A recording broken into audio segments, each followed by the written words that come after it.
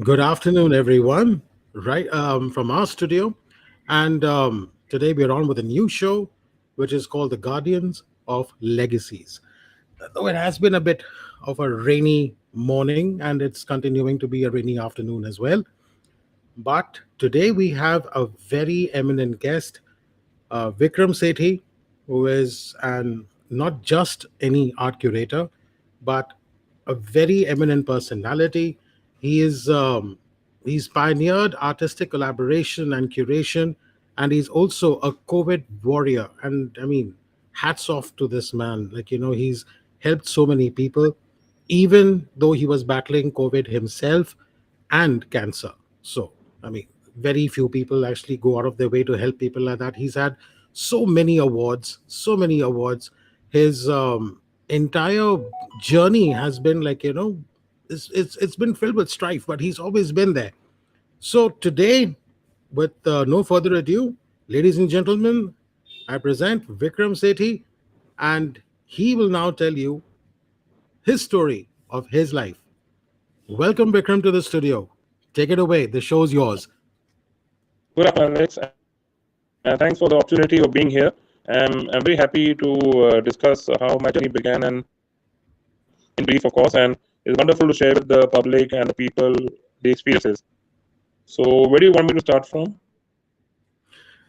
So let's start with number one. What made you want to be an art curator? What was the basic idea? Where did the seed emanate from? Okay, I used to be working after my economics from Sriram College of Commerce. I got a job in the food and wine business, and for 10 years I was working in the corporate world, and we used to budget sponsor a lot of art events. In fact, the first ever art event in a visual arts gallery, India Habitat Center, Delhi, was sponsored by one of the company I worked in, and it was way back in 2001. So since that year the seed came in, why not help artists with everything? Why not help with the budgeting, the marketing, and getting good venues for them and good buyers? So after working 10 years, I got tired of my job and I just opted out, and I became a full-time art curator, which was very challenging because I'm a economist and I'm a corporate guy.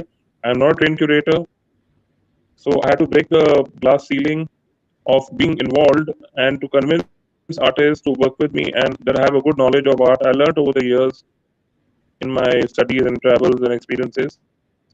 So when I was in the wine industry, I traveled the world. I traveled to Portugal, to Hungary, Czech Republic, Spain, France several times, and I used to spend the weekends visiting all the galleries, understanding global art. Also, alongside being a curator. So what happened was that also gave me a bug of promoting artists and doing art. So when I became a full-time curator, I already traveled the half the world, seeing the various artifacts, art objects available in museums and all that. And I found the Indian art is only 1% of the global market.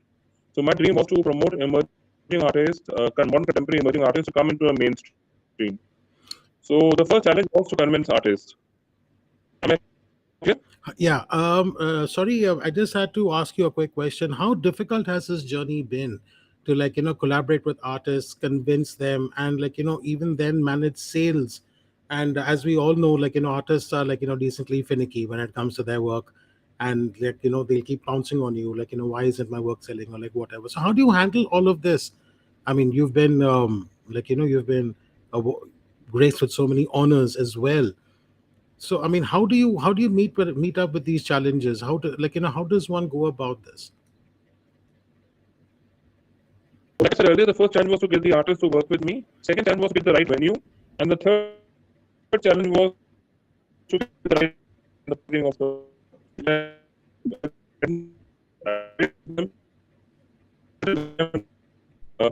getting done got the Vik-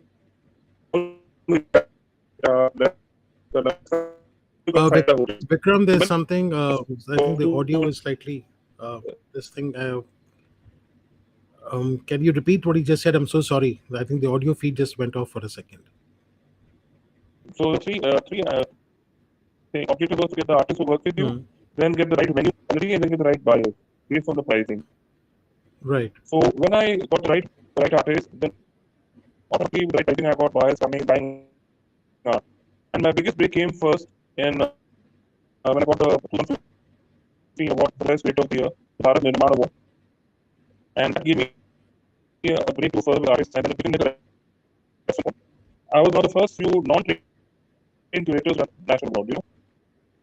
It's not easy, but then I good to artists. They can work without having the degree qualifications. You still do it as a profession and still do it as a business and still get them safe. So the challenge was, like I said, the artist, then the venue, and then the pricing. And then when all three fit together, the sales came. But once again, I must caution all the artists, including you, Alex. So I know you're a very lovely fine art thing photographer. That sales are never guaranteed, but we do work hard on a platform to get good sales. And also give them publicity to the artists and the media. Hmm. Okay. So Okay. basically, I mean, as you're traveling, I mean, your time has been very precious, and so for the audience, sorry for the for the poor internet, because our guest is traveling, and it's very difficult to get a hold of him, as you know. So I mean, and okay, Vikram, very quickly, I also wanted to ask you, since you were also I mean, you've got so many awards. You've got an award from the Bharat Nirman organization in recognition of your role as the best art curator in 2015, and also from the president of Germany in February 2014, and then of course from Marva Studios also. So, I mean, how does it feel to reach each milestone, and how hard has it been? How hard has it been as a curator? How hard has it been as a person? Despite like what you If you went through, COVID and cancer and everything else, how did you cope? know, I had COVID, but I didn't have cancer. I had an infection in the lungs before COVID, which was like a cancer type infection. So a lung infection earlier in 2018, then I got COVID in 2021. So if the lung infection was not diagnosed properly, so no one knew what it was, but I got cured finally. So in Indian doctors normally declare everything as a cancer, they can't diagnose. So, but it was not really a cancer, but it was a lung infection due to pollution, and there was a cavity in the lung. Hmm. That's the first one. Second, COVID in 2021. COVID was a bad experience because I was hospitalized for a long time, and to survive was not easy. But I kept my art and craft alive. In fact, some of the nurses were very talented artists. I made a nurse sketch one of her sons portrait for me. So my work kept me going, and it inspired me to help people and understand life better. When you have two death-threatening experiences, then that's what makes you understand the value of life and the value of helping people out. So what I do is now I'm also commercial at people time. I do charge a fee for my shows, but it's a very normal fee. That's what I invest. I invest money in the shows for the artists. I've stopped taking percentage of commission on sale. So what money the artist gets to them. Unlike galleries and other people who are always trying to get 30% of the artist or keep the work for 1 year. So I'm not saying that's wrong, but that's a different model. My model is to promote artists and to get them the right sale without taking the creamy layer off. Not taking the commission. So Right. the challenge Um, is always there. Sorry, one second. The challenge is to do the 5 no, artists. no, And the key artist was there. Rules was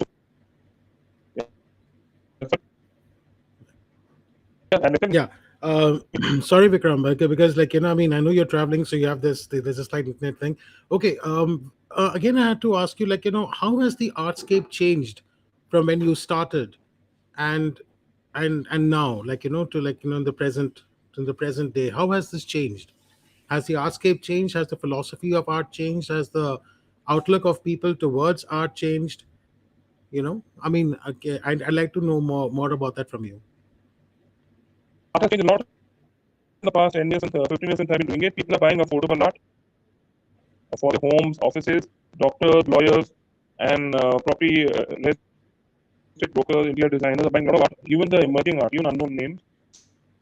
So it's a big scope now for new artists and contemporary emerging artists. Earlier, they were only buying the masters and very established names like Hussein, Plaza, Logan Chaudhary. Now they're buying also affordable art, and good piece of art are pretty affordable, and newcomers in art who are building up a name for themselves now. So the market has really evolved now. People are buying all kinds of art which they like. It's not just brand name that matters. It's there can the quality of art now. Hmm. And has there been any specific, let's say, bent towards any certain kind of art, or is it just like what kind of art like sells more today than it did yesterday? Like, I mean, like you just now mentioned about people used to buy the masters, but now they're also buying emerging artists, you know. So, but what kind of work Hmm. exactly within emerging artists, do you see that has a bigger sale or something like that? Yeah, in fact, it's difficult to answer the question because there's not I got buyers for art. People buy fine art, people buy abstract art, people buy houses, figurative, landscapes. So you would have different buyers for different artworks.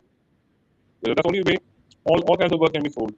But abstract art is still majority. It's not really evolved the way it should have. But the maximum sales of landscape, portraits, fine art, and also art on monuments and buildings, and also watercolors. Like on there's a Banana series by some artists. So a lot of work, and they also works like sketches by chart paper. So most of the small sizes are doing well, like 3 by 3 feet, 2 by 2 feet. The big sizes take time to move because of the wall space. People don't have much wall space in the flats and all that in Delhi unless they have a bungalow. And bungalows already got the masters, the bungalow owners. So we're looking at, for people in apartments, new flats, and they have limited wall. Sizes like 3 by 3 feet and below do very well. But all kinds of beautiful people. So I made sure I have a portfolio of buyers who can buy all kinds of work. And buyers are evolving a lot. You can't have same buyer buying the same, same artist 3 4 times unless you want it. So you keep having new buyers. You keep finding new buyers. You Right. keep working. I network a lot on Facebook, on Instagram. I attend a lot of events, art events, wiki events, industrial events, because art goes across all industries. They can be a guy doing a chemical factory, wants to buy art for the house, a gas factory, a petroleum guy. So I attend a lot of seminars and also webinars to find the right buyers. So that's the toughest challenge. First is the artist, he has to have the right price, then the buyers. Okay. And finally, Vic, the one thing that I really want, not from, I mean, obviously I want from you, but this has to go public and viral.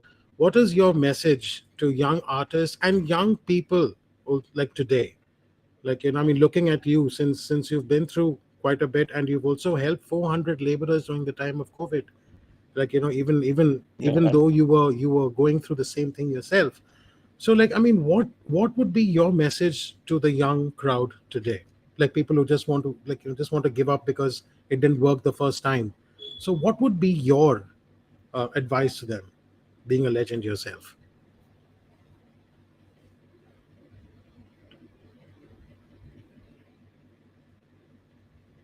Vikram, can you hear me? yeah, I can hear you. That's all. Yeah, Yeah, can you hear me? yeah, I can hear you. Did you hear my Okay, my, question? Should I? yeah, I heard your question, Terry. I'm answering it now. Yeah. My the youth of today and also the emerging artists, the elderly also, is always have hope and always have a right platform for art and never lose hope that the work will sell or not sell. Don't worry about the sales, worry about the right artwork, the right platform, the right portfolio, and sales will happen automatically.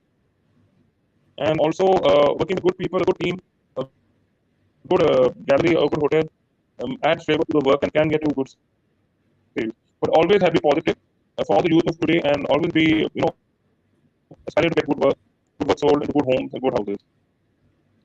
So they should never lose the hope or inspiration All and creativity. right. Okay. Okay. You know me, Terry? Sounds great. And no, sounds great, Vic. And I would say that, I mean, your life is truly an inspiration for other people. And I think we should definitely do another show with you. And maybe when you're not traveling, when you're kind of relaxed in your in your own element, is where I want to capture you one more time.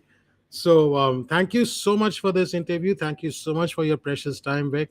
And people, Vikram Sethi, once again, please Thank follow you him. very much for your time. I look forward to working with you guys again, definitely. Thank you so much, Vic. As I can So see, you're getting a call, so I won't hold you back. Please continue. we can, I will thank you again because the call interrupted my thank you. No, Thanks to the you and your team on making this video. And I really wish you all the best. You find more people like me, which will inspire others to also do well and excel in their work, and Absolutely. always be positive. Thank you so much, Vikram. Thanks for the opportunity. That, Me to thank you so much, say my Vikram. piece. Thank you. Bye. Thanks a lot.